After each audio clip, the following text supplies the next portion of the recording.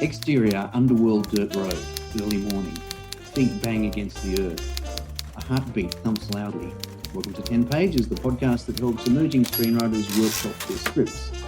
We're your hosts, Cam Clark and Justin P. Bechtold. Thanks, Cam. Our guest writer today is Jeni Bezuidenhout. Hi, Jeni. Hi. Thanks for having me. You're welcome. Jeni's writing an art house feature film drama called She Now Romeo. That was terrific. Let's jump into the first 10 pages. Exterior, underworld dirt road, early morning. Feet bang against the earth. A heartbeat thumps loudly. An old, used-up hearing aid is nested behind an ear. It flashes green, red, blue. Electric red hair flaps wildly as Juliet, 30, runs. Exhausted, her breath spits out against the freezing cold air. She stops, turning, searching to get her bearings. The sound of the ocean slams into her hearing aid ear. Loud, she flinches. Her hearing device is taped to her skull.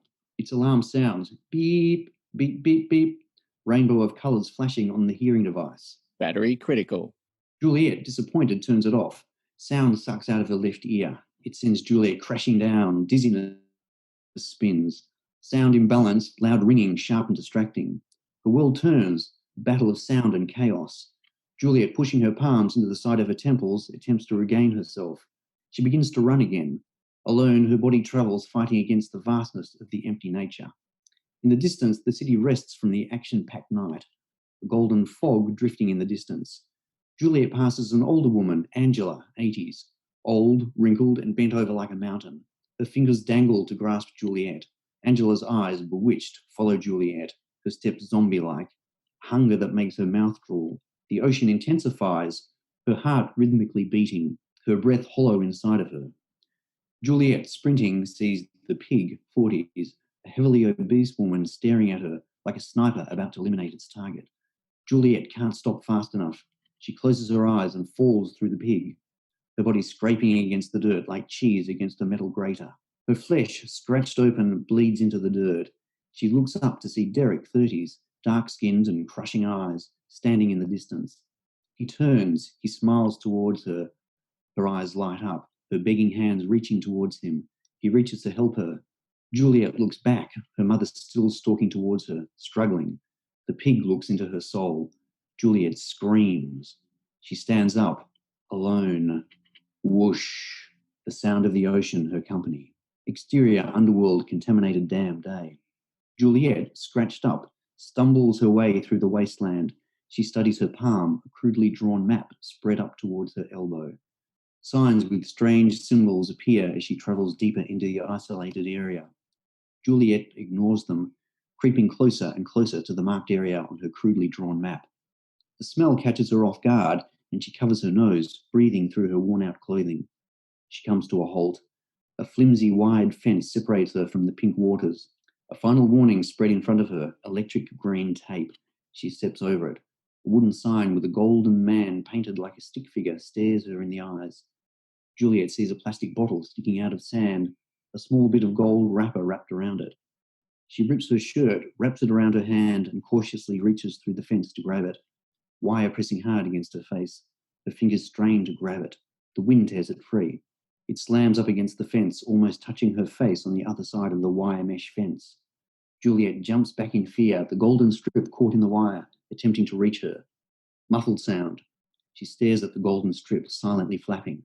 She moves closer, turning her hearing ear towards it, eyes closed. She hears the flap, flap, flapping. She retrieves it, wraps it. Interior Juliet's apartment day. Juliet stables the golden strip to her wall. Spread around it are printed photographs of her as a young girl with an older woman. They look happy. A photo of her and Derek, younger, as they sit playfully next to each other. Juliet smitten with him. Kids play outside, muffled. Sound of a basketball hitting the pavement as Juliet turns with her ear towards the window. Thump, thump. Ball hits the net. Amongst the photographs are a notice of payment due with a ridiculous sum of $10,000. The header reads, Exodus Retirement Village. Juliet collapses on a makeshift bed in the corner. The apartment is as tiny as a shoebox. Night is approaching. Juliet lights some candles. She falls back into the hard surface of the bed and watches the flames dance on the wall. She feels under her pillow, pulls out an almost empty can of Zapped. It's gone in a gulp. Gulp, gulp, gulp. Juliet. Stop, Juliet, stop. Crunch. Metal crushes under her grip. The words escape as she searches under her blankets to pull out a bottle of cough syrup. She opens it, new. She smiles at the sound of the plastic crunching as it opens. She sculls it. She turns on her hearing device. The sound of the outside world creeps in. The busy neighborhood becomes alive with sounds of cheers and chatter. Battery critical. The sound of live music spills into her room. She closes her eyes. Turning off. The sound disappears. Only the swooshing of the ocean remains. Her ears buzz and ring. Exterior underworld steel mill, scrapyard afternoon. Sun burns down, heat sizzling on the concrete pavement. Metal clangs, machines clunk like a tumble dryer. Juliet's hearing device buzzes, sweat drips. She turns it off. Juliet watches as the metal around her shakes in silence. She turns to find the pig stomping through the building. Her fingers turn on her hearing device. Sound slams hard into her eardrums. Bzzz, clang, clang, clang, clang. Juliet groans in pain. She's quick and knows her way around. She moves herself around like a chess piece to get closer to the pig. The metal shakes with each step the pig takes. She's demolishing a large pie oozing gravy. With one final bite, the whole pie enters her mouth and seeps out over her smudged lipstick. They both watch as gravy slowly escapes and falls to the floor. The pig looks down into unseen territory. The gravy plants itself in between her freshly manicured toes. The pig attempts with great effort to see the gravy but has no luck. Juliet reads the pig's lips. Get help for me. Eye to eye they stand, Juliet's body trembling with fear. She watches the gooey words escape the pig. Sorry? The pig's sniper eyes travel to the small Juliet in front of her. She watches her with disgust, almost as if to blame her for the loss of gravy. No words form. The pig points to her toes, attempting to lift her foot. Juliet squats down, horrified. Carefully, she scoops up the gravy onto her finger. The pig grasps Juliet's bony finger and pushes it into her mouth. Tasty. Juliet. Could you spare me some overtime? You ruined my gravy. Are you trying to steal from me? No, I would never. My mother... Oh, you're trying to trick me. Pig chewing, her heavy breath, the sound of her mouth moving. Juliet stands frozen like a bug about to be squashed. Is it money, my dear? Juliet catches the eye of a young girl staring at her. Lainey, 13, slumped shoulders, almost invisible, risks herself by shaking her head towards Juliet. Look at me, girl. The pig's hawkish eyes sprint towards Lainey. Lainey runs, and the distraction allows Juliet to escape. Terrific stuff. Okay, Jeni, briefly, can you give us a little background about yourself and the project?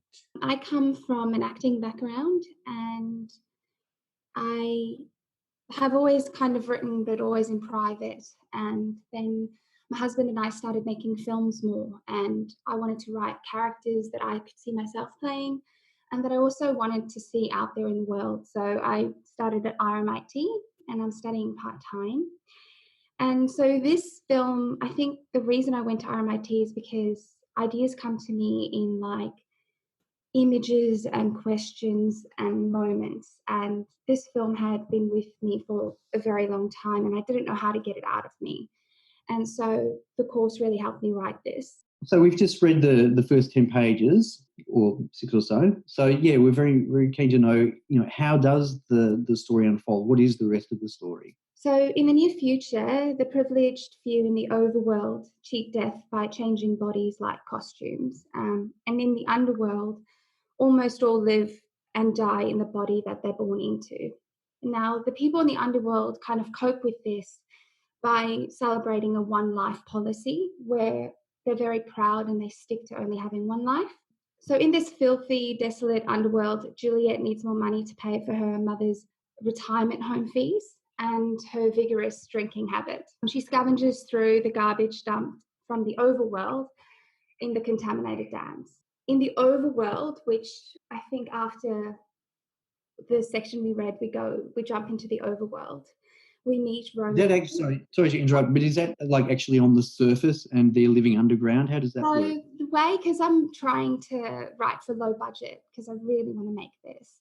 The overworld is basically just a term, but it's really high buildings. And it's people kind of living in high rise, like away from the filth that they kind of dump into the world. If there are, like, and that's something I think I'm really open to exploring, is cheap ways to create this divide. But in the overworld, Romeo is about to be shifted into his 12th body, but all he wants to do is die. His sister Mars purchases a new body for him, and so he's forcefully put into it. Now, this body ends up being Derek's body, who Juliet is madly in love with, and they're childhood friends. And his dad is in the retirement home as well. So he, in exchange for his body, gets his father's life taken care of. But Juliet does not know this, and she never gets to confess or really get her true want, which is to be courageous enough to connect with love, which is Derek. So after visiting her mother, Juliet often walks with Derek, whose father is also in the home, and she's got feelings for him, but not enough courage to express it. Unbeknownst to Juliet, Derek has sold his body to the overworld, and Romeo shifted into Derek's body. That night, Romeo dreams of Juliet, a woman he's never seen before. On a scavenging trip, Juliet accidentally ingests some of the gold paint from the garbage, the bottles they connect, and she starts getting sick, and her skin starts turning to gold. So she's basically been poisoned and she's dying, and it acts like a cancer. During her visit, Juliet's mother, Angela, reveals that the body she's living in is actually her second, which is going against everything that Juliet believes, because she was told to only have one life, and she was willing to accept the fact that she's dying. But after this betrayal of her mother, it really shifts everything for her. So Juliet's repulsed by this and she leaves. Later she finds Angela, her mother, has died and her corpse has just been left in the street, and the tragic outcome of the unpaid fees. So sick, grief-striken and roaring drunk, Juliet staggers down the street and she sees a flyer announcing that there's a royal art exhibition and they're advertising for bodies to be exhibited from the underworld. On the flyer is Romeo, the host of the exhibition, and his new body, which is Derek. So she basically finds out that Derek's done this. Juliet enters a recording booth and she drunkenly and angrily submits a video of herself, finally declaring her love to Derek. Mars, Romeo, and their father, Fabius, watch these videos, and Romeo chooses Juliet, recognizing her from his dreams and kind of like an obsessed boy.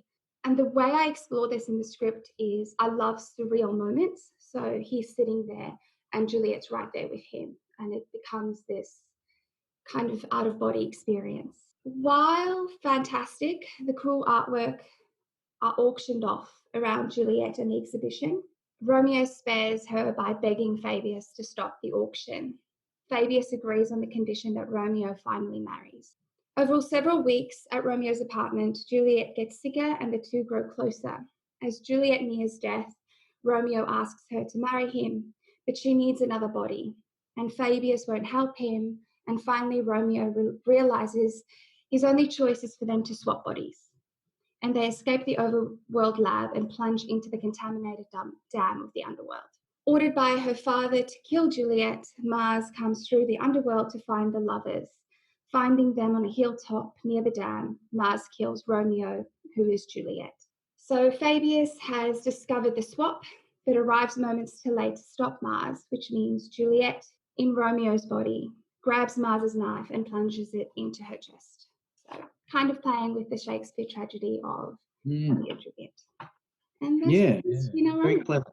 I just really love the tragedy, and I love the fact that you're telling the audience this is a tragedy and this is how it's going to end. And hopefully throughout the film, the audience is in denial of that. And that kind of hope that Juliet has, they have as well. Yeah, it's a really, really intriguing idea. Yeah, what's kind of good about that idea is it takes a well-known story like the Romeo and Juliet, but, doing something fresh with it, something new with it. Yeah, I hope so. I don't play too much on a lot of what happens. I think just that main tragic death, and also the fact that the two worlds are kind of against them. But I love an underdog story where, not that she rises, but I like that. We all love underdog stories. Yeah, especially in Australia. I don't know why. You reference Romeo and Juliet, but it's not actually the Romeo and Juliet story. Mm-hmm. I'm wondering if it might be slightly confusing for the audience. I might be completely wrong about this. Slightly confusing to call them Romeo and Juliet because it's maybe too literal. I'm wondering if you switched it to maybe Jules and Roman or something. So the reference is there, but it's not saying this is Romeo and Juliet revisited. It's just the ideas from Romeo and Juliet sort of told in a different way. That's not an important thing, but that was just something that occurred to me. That's a really good point and that I haven't really thought of. I think it's definitely something that I should explore and see, potentially even getting a couple different people to read the script and seeing what they prefer or if it was less confusing. You're the first person to bring that up.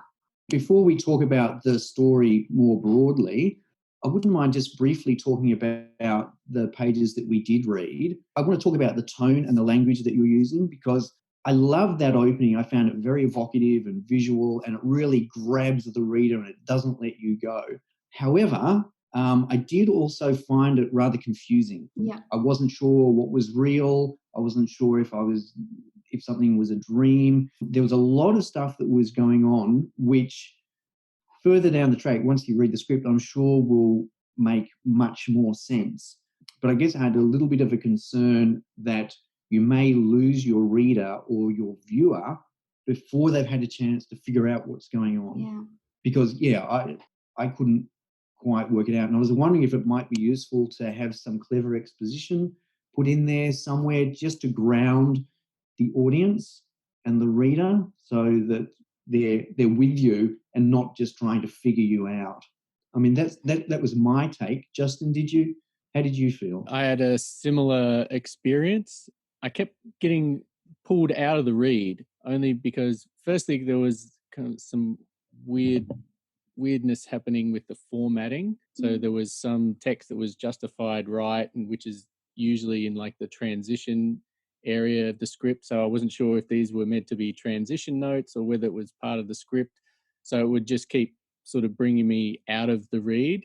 Like I imagine that would look really great, like if you're reading a novel, but for script purposes, it was a little bit unclear. Yeah, a lot of those images, I thought they were really striking, but yeah, same with Cameron. I wasn't sure whether this was it a dream sequence, because there seemed to be characters that just sort of appeared and disappeared without any explanation. And was the pig real? And then there was a mention of Angela, who we now know is the mother, but in your script you didn't make any reference to Angela being her mother. But then there was a little bit later on, you said her mother was chasing her, still stalking her down the street, and I was like, who's the mother? Is Angela the mother? I wasn't sure. So it was just a lot of stuff that was sort of happening that I wasn't really clear in as to what was happening in the world. Like what was the world, and who was she in that world wasn't very clear for me. It all sort of makes sense hearing the whole story, but just going on those first 10 pages, like I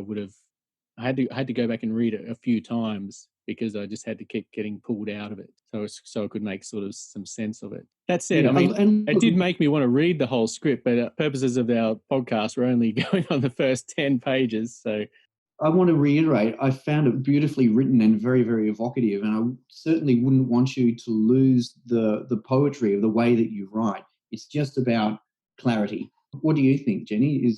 How do you feel about this? It all makes sense to me. I think I expect a lot of my audience. And this first scene came, I think it actually didn't come in until the latest draft. So it's very new. And I guess a part of it is, for me, it's like this.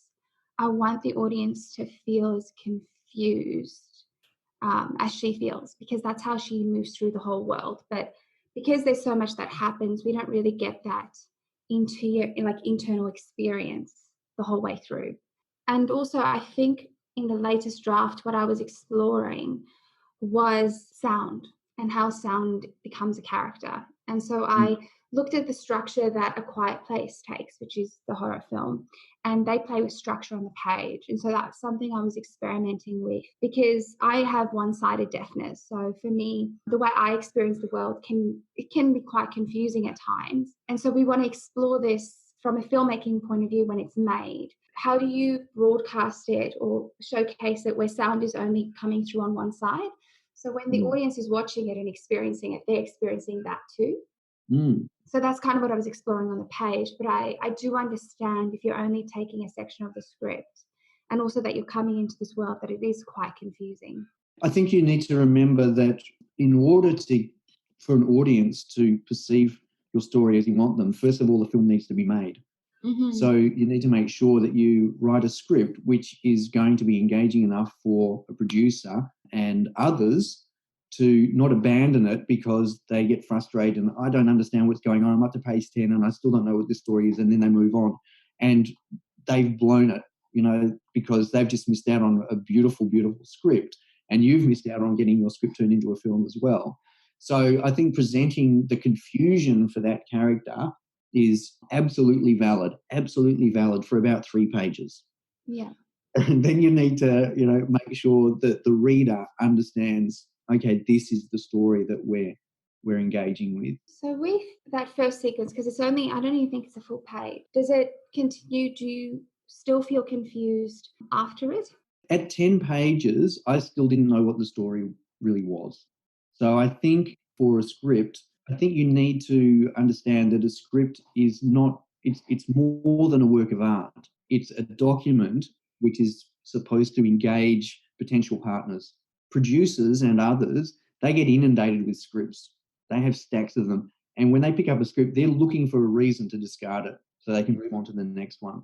So don't give them a reason. Yeah. Hook them. Present them with that confusion because it's really, really important, and then hook them and keep them, reading. That would be my recommendation. I know sometimes, that can be painful, as an artist because you want to spread your wings, but you also need to be mindful that, there are these other purposes for the script. I guess the reason I didn't really think about external producers and production houses is because we're making it ourselves. So right. It's going to be ultra low. It's going to be under 20. My husband wants to make it for under 80. So I guess for me, I've already got a director attached and a lot of actors. But I think that it's still a valid thing because what you're saying isn't necessarily, my hurdle might not be in the getting it made, but it will be in the getting it distributed then. Right. Not engage that audience within the first 10 minutes. Because that's when I stop watching a film as well, is when it's where's this going? I guess also for me, just from a writing point of view, there was a lot of moments where you were changing tenses. If you're writing something in present tense, like when you're saying things like Juliet's running, it sounds like you're sort of reporting on it from a distance. So it doesn't feel like you're a part of the movie. But when you say like Juliet runs, it's like you feel like you're right there with her and it feels much more immediate. And there was a lot of changing and stuff from between tenses, which was sort of a little bit kind of felt like it was like a push, pull kind of feel for me. I'll give you an example. Like you kind of want the reader to experience them as those things as they're happening. So there's a part in the script where you say, her world turns, a battle of sound and chaos. Juliet pushing her palms into the sides of her temples to regain herself. She begins to run again. Alone, her body travels, fighting against the vastness of the empty nature. There's a lot of big print that doesn't need to be there also, which you won't actually see on the screen. But I thought that could easily be condensed and felt much more immediate if it was just like her world turns, a battle of sound and chaos. She pushes her palms into her temples and runs, hounded by the sounds in her head. That's much more quicker, much more immediate, and it's all in the same tense, which puts you right there with it. And I feel like it would just help the script flow a lot more. If you just simply look at replacing all your INGs just with, an S, for instance. But for me also, this scene to me, it felt like it was much later in the story, and I kept waiting for us to maybe go back in time. Like it felt like this was a scene that happens later in the story, and I was waiting for, as I was reading it, to be like 3 days earlier or something like that. Yeah. Just because it seemed like we were right in the middle of something that was going on, something that was happening that we weren't privy to. And I was hoping that was going to be sort of explained, but it just seemed that the script was just going to keep carrying on from that point. So Yeah. I was a bit sort of confused about that and a bit disappointed because I was like, oh, I really want to know what's happening, but I wasn't. How did you get there? Totally. Yes, Yeah, that's a very good point. And I think that's what I'm hearing. I'm hearing that this scene that I added quite later in development, it's causing a lot of confusion because initially it started way later. It started at work, her meeting the pig, kind of like an introduction of this very fearful character with this really dominant world. And then it kind of continued on from there.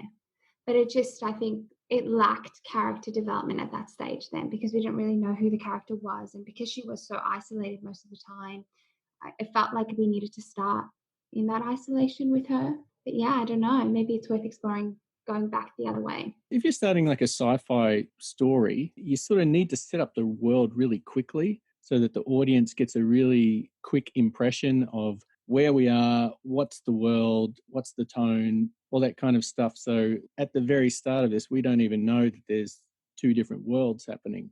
And hearing what you said about the rest of this, the script and the story, I'm wondering, could this story actually start in the overworld with Romeo like putting on one of the suits and it's like, you know, deteriorated or something, and like we see the moment where he realizes he needs to get a new one. So the suit is actually a body, like his skin. So yeah, that's what I mean. So we're starting off with him putting on the body, and then whatever's wrong with it, you know, which causes them to have to get a new one. You know, maybe we see that moment. That's our starting moment of this story, and that all happens in that overworld place, and then we cut to the underworld, and we meet Juliet for the first time. You want to sort of create a hero moment for your main character. I really like the scene with Lainey too, and I kind of felt I wanted to see a relationship between Juliet and Lainey, kind of like whether she's like a big sister figure to her or a mother figure to her, whatever it is. Like I wanted to see Juliet sort of be protective of her. Maybe there's an opportunity to show Juliet's inventiveness, I guess you would call it, about how does she navigate herself in her world with her hearing difficulties. What ingenious ways does she come up with to deal with her deafness? I wondered if, because the world is such a poor world, I also want to know how poor it was. Like, if are they so poor that would she even be able to like afford like a hearing aid? Like, would it be worth considering having Juliet like deaf and have this movie with her being completely deaf or even partially deaf, but maybe the hearing aid is like a golden carrot that gives her something to strive towards? And it could even be something that Romeo could, or whoever is on the overworld, could offer her as to sort of manipulate her, this idea that one day she might be able to hear again if she jumps through the hoops that they want her to jump through. And I think it's probably worth talking about the hearing aid because I misread that completely. I thought the hearing aid was part of the future, like people have these devices behind their ears or something, you know. Yeah, interesting. But no, it's just a hearing aid. Right, it's just a hearing aid, and it's a really flimsy, pathetic one. And so maybe that's worth mentioning somewhere. Yeah. I do actually like the idea of seeing Romeo in that old body, not getting in the old, but being in the old body, and it's old and it's decrepit and it's time for a new one and it's failing. I'm not sure if we got that far, but like the way he is introduced is you just see this like old feet kind of walking through. Yeah, I like that. Place. And he's completely naked and old. And so it's like this contrast of he just like, and he so desperately wants to die, which is why later on in the piece, a bird flies into his window and he refuses for it to be removed because he wants to watch what death is and get closer to it. Lovely. It's weird and whack, and I guess that's why that first scene doesn't necessarily make sense yet, because a lot of the film ends up having moments like that, soul-like experiences, because I really wanted to explore what the soul feels like being pulled out of a body rather than explaining the technicality of it, which is why there's a lot of black abyss and souls meeting nakedly, and there's lots of those type of things that end up happening later on in the film. It's hard to put that into the first 10 pages while setting up the world. What you need to do in the first 10 pages is to set up the world and introduce the characters and hopefully get to an inciting incident and make sure that the audience understands, you know, just ground them, set up the parameters. This is the world within which these characters are going to operate, and here is the problem that they need to overcome. If you can do that by the time you get to page 10, then you're doing really, really well. And Can I ask? Yeah, of course, go. Left field kind of question. Mm-hmm. Just with the bearded lady, I know that you refer to the bearded lady as a he, and I'm just wondering what's going on there. In what way? Like the gender? Or Well, my assumption with a bearded lady is that she's a she, because she's a bearded lady. I'm just wondering why you're referring to the bearded lady as a he. I think it's not like necessarily a gender thing. I think it's like he is male, but his persona is she. Does that make sense? It's not so much playing with gender. I feel like he's kind of almost not a gender. But Biologically, this is a male character? He's a male character, yes. Well, he'll probably be cast as a male character. But yeah, he's kind of a genderless character. He's also actually a character that I've had a lot of trouble with in the script, trying to find what his role is. He is kind of there to help her and not help her in some way. If we're talking about the things that I really want to workshop, it's actually the relationship between Romeo and Juliet, because that's the core, that's the reason this is a story. And I feel like this world is really developed around them. But then as soon as I get Romeo and Juliet together, it's almost like the energy drops. It feels like I'm kind of rushing through this relationship, which is actually something that I feel like it really needs to be the core of the... When you say the energy drops, is that because she realizes that Derek has lost his life? Because that's what happens. Yeah, well, Derek is dead, and he sees it as this guy has taken his life, and she's stuck with this murderer, really. Is there a period there where she doesn't know that Derek is dead and she believes that Derek is alive? Yeah, so she doesn't know he's dead until she finds her mother dead in the street. Right. What point is that in the script? The first act or the midpoint? Or the midpoint is the art exhibition. So for me, the inciting incident was her mother dying, because that changes her whole world. It's like it gives her permission to just kind of go, I'm going to go after this thing I've been told my whole life I can't go after, which is a proper life. A lot of it was actually quite refined. You probably would have noticed I write quite densely on a page, and I try to spread that out so that it's not really thick bits of text. And that's just made the script a bit longer, even though it's only 107 pages, including the title page and stuff. Look, my feeling is that if you feel that the energy drops off, that's because she discovers that Derek is dead at that point.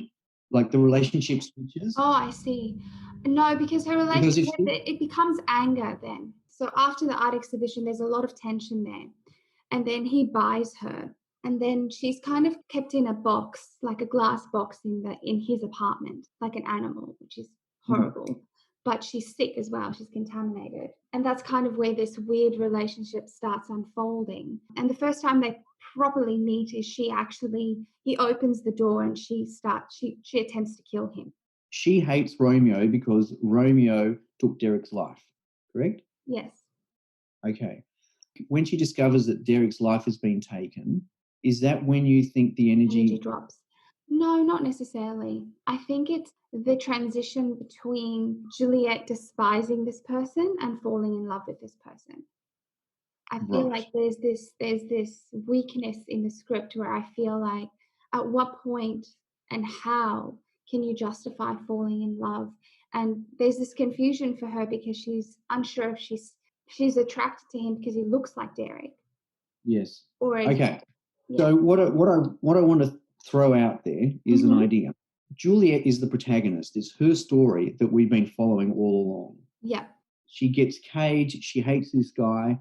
What about at that point if we moved over to Derek / Romeo, and shifted the role of the protagonist to him? Oh, interesting. So we go with him looking at this person and questioning what he's done and his choices and whether he's a despicable human being and whether she could ever love a monster like him. So then we create a new goal, which is absolutely rooted in her story. Yeah, would that help with re-energizing the story? I think so. I do.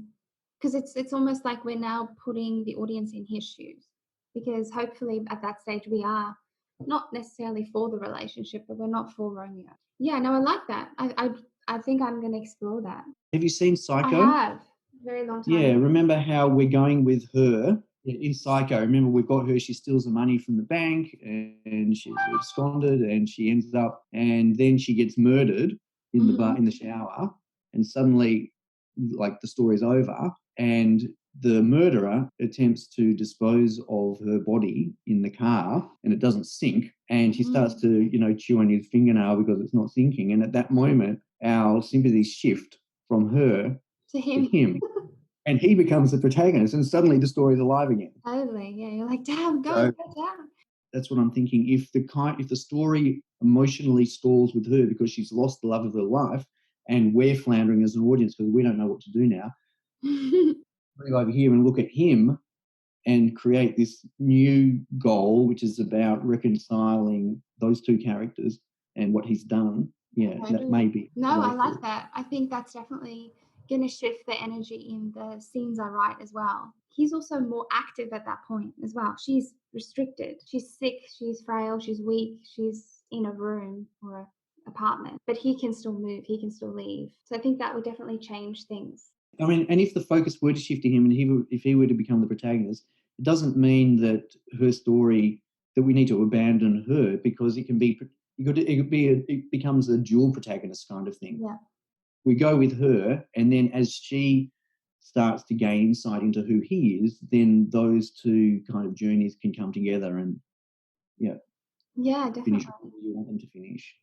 I like that. I think there's a lot of family politics in this as well that come into play. Yeah, and there's a lot of characters in this as well. I'll try and see how that changes if the protagonist becomes Romeo. It actually makes a lot more sense because we do explore his family life a bit more once we're up in the overworld. Have you seen the TV series You? I have, yes. So in season 2, he captures this guy and keeps him in the box. And then they have this relationship where over a period of time, they actually learn to trust each other, and eventually he lets him go. The first time he's ever let anyone go. Oh, wow. Just in terms of references and stuff, I would go back and watch some of those episodes and just explore that relationship between those two people about, what changes occur between an oppressor and a victim that can occur that actually reconciles that relationship to a point that they learn to come to trust each other, or in your case, with your story, to love each other, to fall in love. Yeah, I watched, I think, 2 or 3 episodes. That's encouraging to keep watching because I started losing interest, I guess, in particularly that season. Yeah, and it's great because it goes over quite a series of episodes, right up until the final episode of that season when he's actually released out into the world. But then you don't know if he really has been released or did he really kill him. You don't know until the very last episode. I won't reveal what happens in the last episode, but it's definitely a relationship worth exploring. Could be some benefits for your story from observing that. Yes, because I did the same with, they explore this in the OA. I'm not sure if you've seen that.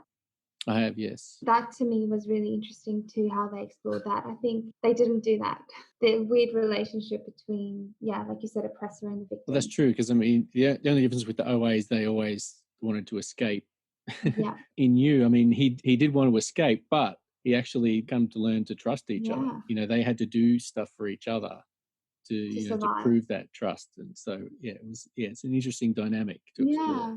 I'll try and think about how to do both, how to shift it to Romeo's perspective and also kind of gain that trust. Because it all happens so quickly. I feel like now that I think about it and having heard just the first 10 pages read out, it starts so slowly and then it gets really fast. And I think it might be worth me exploring a different pacing with that. It might give the end a bit more space. Can you just remind us, how does Juliet become the prisoner? How does she get captured? I actually got it wrong. My inciting incident is when she becomes sick. And the first act turning point is her mother dying. So she is scavenging for these gold strips that only drop in contaminated land. And nobody collects them anymore, because when you do, eventually you turn to gold. There's a scene where she goes, the inciting incident, and she's scavenging, she's getting desperate, she needs to pay for her mother's living arrangements. She's not thinking and she's counting these strips. And for the first time, she licks her finger and it has like the residue of the gold contaminants on it. And she tries to get rid of it through, the alcohol that she carries with her a lot of the time. But she slowly just becomes sicker and weaker. And she can't keep up with her job anymore. So she ends up losing her job. A big pivotal point is she has this conversation with her mother, and her mother is close to death. And her mother ends up revealing to her that she actually murdered a woman to have a longer life because her life was going to get cut short. And her only regret is that she didn't choose a stronger body. And so Juliet gets this crisis in identity where she's like, you're not my mother. You're just a stranger in my mother's body. Her mother begs her, please, please, please, I need to live longer. Like, this life was not enough. And she kind of writes her mother off. She gets really drunk and she kind of goes off the rails for a bit there, loses her job. And when she returns to kind of reconcile with her mother or just come to terms with it, her mother's dead. When the art exhibition happens and is starting to be advertised, the reason she doesn't apply, she just goes in to express her anger, is because the death of Derek. And she's drunk, obviously going through this grieving period, and she angrily sends this video to the overworld. And she gets chosen. And when you get chosen, you don't really have a choice. So she gets ripped out of the underworld, basically displayed there. In the art exhibition, it's savage. There is a tree particularly there that Juliet sees, and at first it looks like this beautiful thing, but then as she looks closer, it's a tree made out of human remains. And some of these human remains are still alive. Right. So you kind of get this journey into what the overworld really is. She's being auctioned off because she's basically a rose dying. Like people want to buy her to watch her die. Romeo sees her, and he basically, for the first time in his 12 lifetimes, he agrees to get married to whoever his father chooses, just so that he can have this Juliet. And so that's how she kind of gets captured and saved at the same time. For Romeo, it's this whole thing that when we spend time with him, there's a scene where he's in the bath just after he's been put into Derek's body. You see how the soul and the body isn't there yet because he's in the bath and all these hands start reaching out of the bath like spider legs. And it's basically the fact that when you take somebody else's body, you take a bit of their soul. And so I think it becomes really, really uncomfortable living in another person's body. You see the struggle of him and how many people they call it flashes they've murdered. For his sister and his father, it's a different story. They start rotting.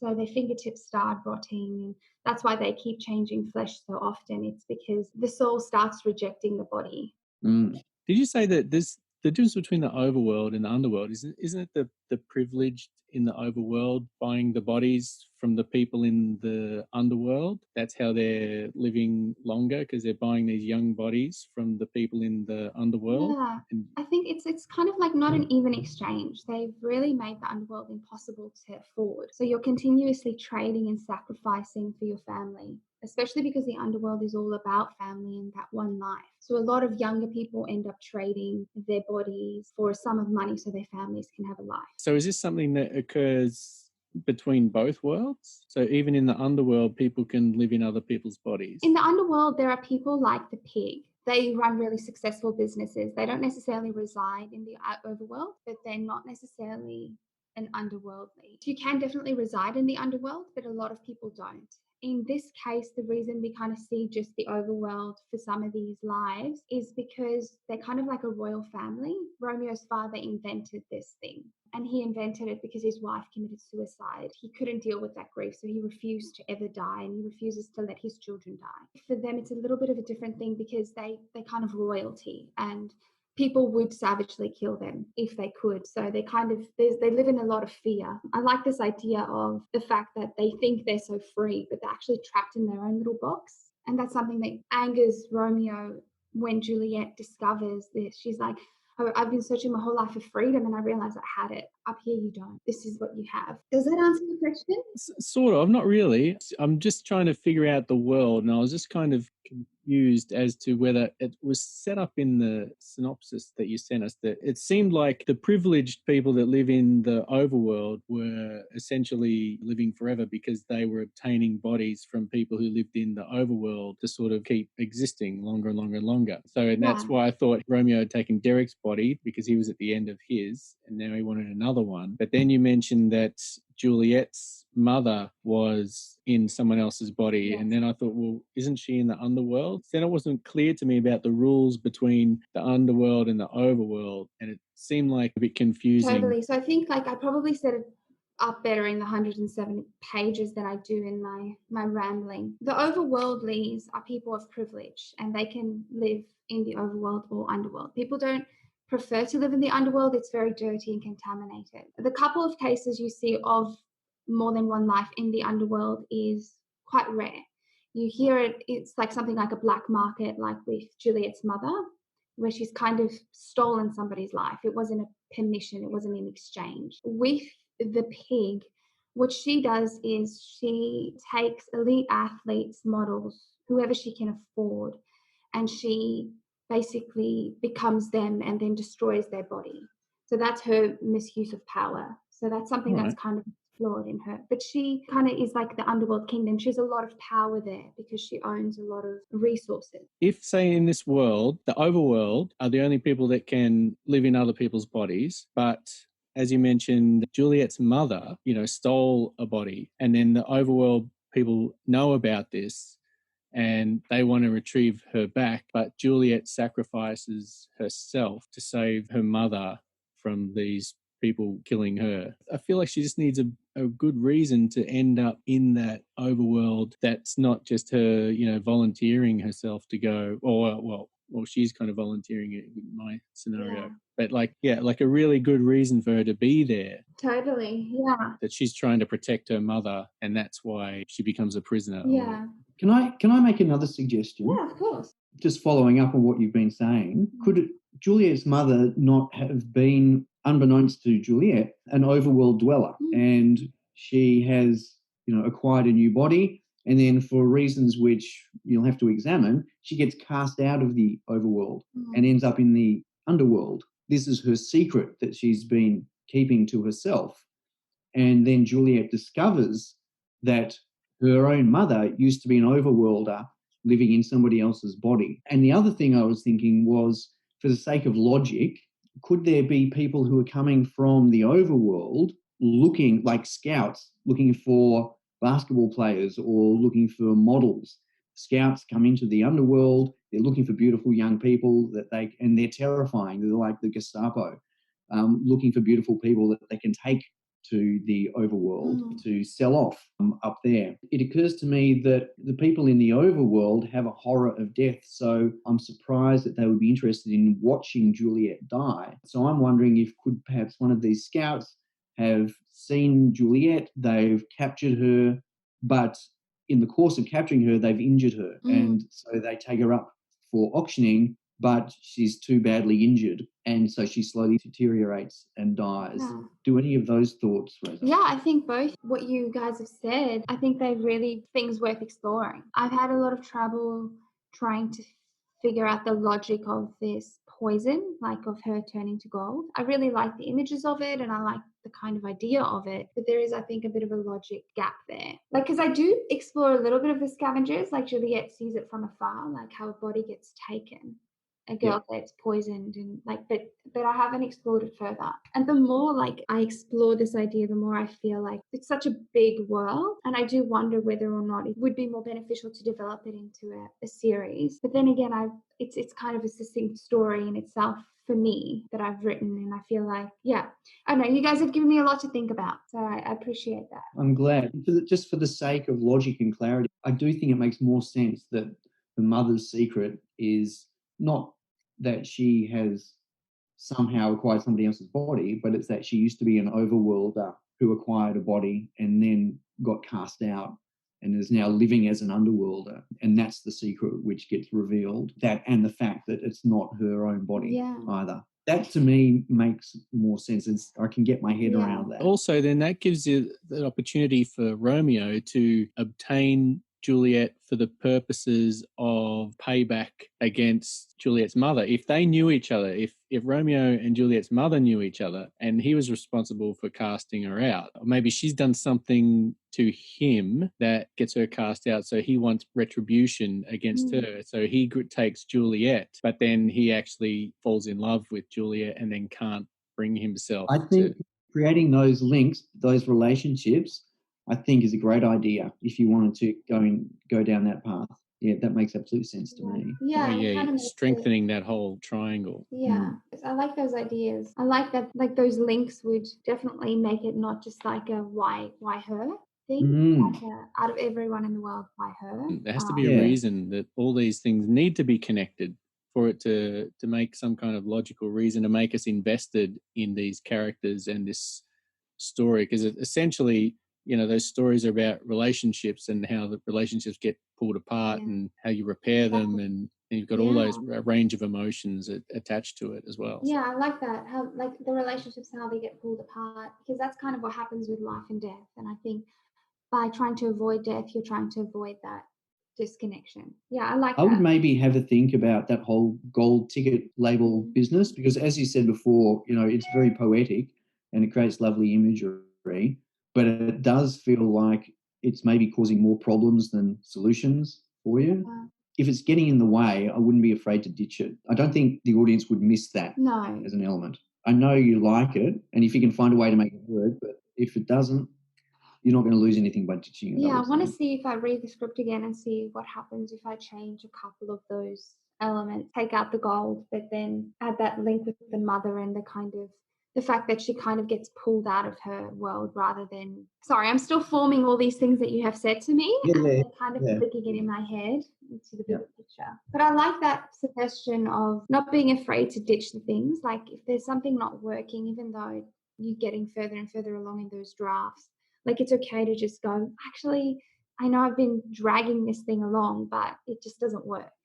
Look, you could keep it as a motif, an image, but not have it intrinsic to the storytelling. You could just be part of the world. It could even just signify Juliet's search for beauty in that horrible world, some way of her trying to, hold on to something beautiful. Yeah, totally.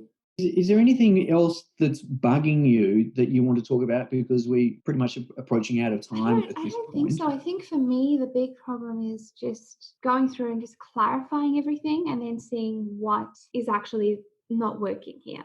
What is causing confusion? Like what is too much explaining and too much kind of like, it doesn't feel real and authentic to the world. Once I've done that, I think I want to go through and try some of these suggestions and see how that changes the core of the story. For me, the thing has always just been clarity and the characters' relationship, because for me that at the core was the only thing that was missing. Like I'd read it and I go, man, I don't know why you're together. Like I don't know why you'd kill yourself for somebody else. Like I just really wanted to explore that, because for me, the interesting thing about Romeo and Juliet is they might be in love, but it's more of an in lust. How do you fall in love so quickly without really knowing each other?